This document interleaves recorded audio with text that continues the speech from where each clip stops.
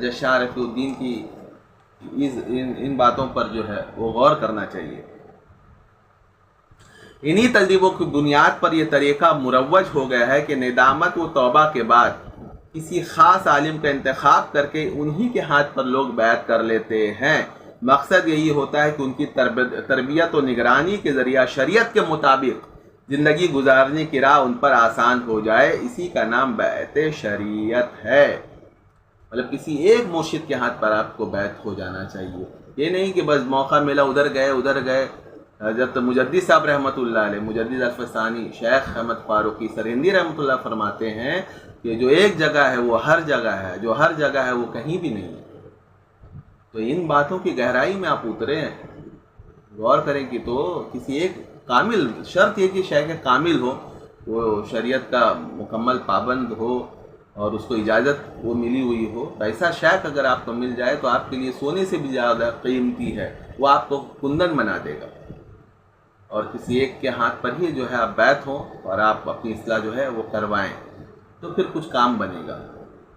ہر گھاٹ کا پانی پئیں گے تو کچھ بھی جو ہے آپ کو حاصل نہیں ہوگا۔ شاہ صاحب کے مشورہ کے مطابق بیعت شریعت کا جو نصب العین ہے، اس کے لحاظ سے چاہیے کہ پیر بنانے کے لیے شریعت کے جس عالم کا انتخاب کیا جائے، علاوہ صحیح الفکر والحواس ہونے کے چاہیے کہ اس میں یہ دو خصوصیتیں ضرور ہوں۔ مطلب پیر کو پکڑنے سے پہلے آپ دیکھ لیں کہ پیر میں یہ دو خوبی موجود ہے کہ نہیں۔ پہلی خصوصیت تو اس میں یہ ہونی چاہیے کہ شریعت کے مطالبات کی تعمیل کرانے اور جن باتوں سے شریعت نے منع کیا ہے ان کے متعلق سحر انگاری اور نرم و چشموسی سے کام نہ لیتا ہو۔ دوسری خصوصیت پیر یا شیخ و مرشد میں یہ ہونی چاہیے کہ مرید کے استعداد طبع، فطری میلانات، استطاعت و استعداد کا صحیح اندازہ کر کے وہ انہی باتوں کی طرف رہنمائی کرے جو اس کے لیے بھی بہتر ہوں اور آسان بھی ہوں۔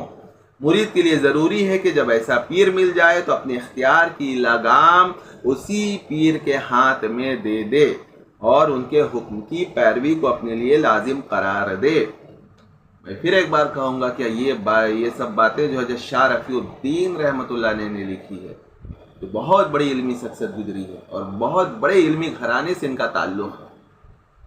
یہ مجھ جیسا جو ہے ایک عامی شخص نہیں کہہ رہا ہے، بہت بڑا عالم دین جو ہے یہ بات کہہ رہا ہے کہ پیر کو پکڑنا بہت ضروری ہے۔